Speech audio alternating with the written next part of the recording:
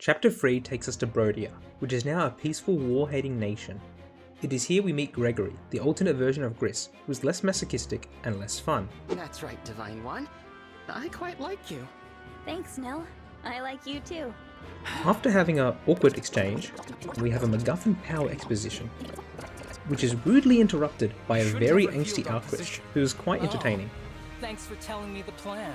Should we join forces once more? You cannot be serious. You're right, I'm not.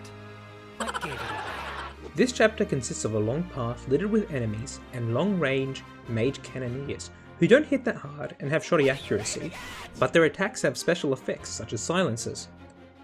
And regardless of their power, two of these hitting Neil will spell the end of a run.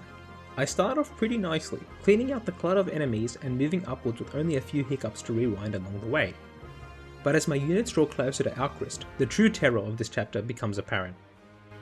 Flyer reinforcements spawn in on the outskirts, urging me to move faster. And unlike last chapter, I can't use Corrin to stall out these flyers.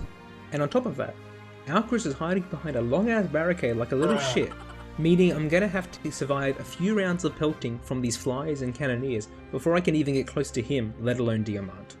Regardless, I press forward, positioning myself to remove the reinforcements after enemy phase, only to be met with more reinforcements. Oh my god. At this point, it's looking ridiculous. I have to use ice veins to block off checkpoints, but because they're flies, it isn't fully safe, a problem which is then compounded by most of my units being unable to kill them, and the units that can't take out this many. This method clearly isn't enough, as a flyer gets through to Neil and decides to add insult to injury with a 2% hit. I try approaching it slower, so my stronger units have more time to take out the flyers, but there is just too many, and I'm forced to turtle again. And just when I think things can't get any worse, Diamant comes in to summon 4 hero reinforcements to crush any semblance of hope I had for clearing this chapter. I beg your fucking pardon.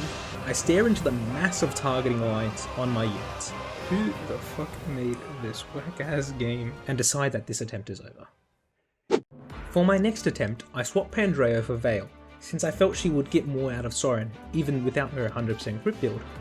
And since Panette wasn't doing too well, I swapped her out for Chloe, who was bond 20 with Edelgard Emblem, which is so damn overloaded with extra turns to get me out of a tight space. However, it was clearly not enough, as I eventually ended up turtling in the same spot again, leading to another failure. Feeling defeated, I decided to take a break, and it was around this time that Xenologue had finished the chapter, and I saw that he had used Vale to enemy phase most of the reinforcements. I originally didn't consider this, since you can't achieve 100% crit Vale in the Xenologue. But since the majority of enemies here were flyers, Excalibur is more than enough. Heck, she doesn't even need to kill them. With holdout and healing, she can handle most of the enemies. So after a small test run for some emblem adjustments, I moved on to my third attempt. For this attempt, I display the pure peak of Fire Emblem strategy by leaving all my units huddled up away from enemy range and sending my Vantage Veil as deep into enemy lines as she can go, where she proceeds to be unkillable, leaving most of her enemies wounded, if not dead for player phase.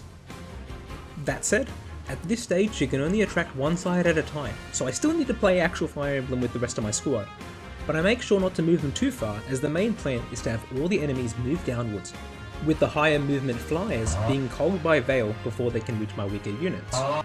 Reinforcements start at the bottom and I need to fend them off whilst Vale increases her engage meter.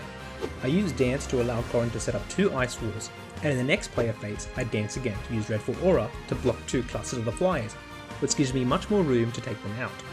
With the flyers handled, I'm able to use Bolting to draw Alchrist, which then initiates the Sicko mode phase of the map as Diamant calls in the boys and a million flyers. From this point on, I work on clearing out the bottom reinforcements and keeping that area as clear as possible, whilst Vale holds the line.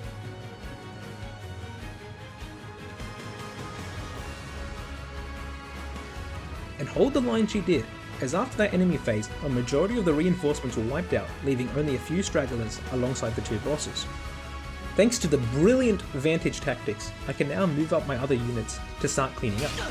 I was able to still stay safe thanks to Flame Gambit and Dragon Veins as I whittled down the boss's HP, and eventually finished them off, ending this hell of a chapter.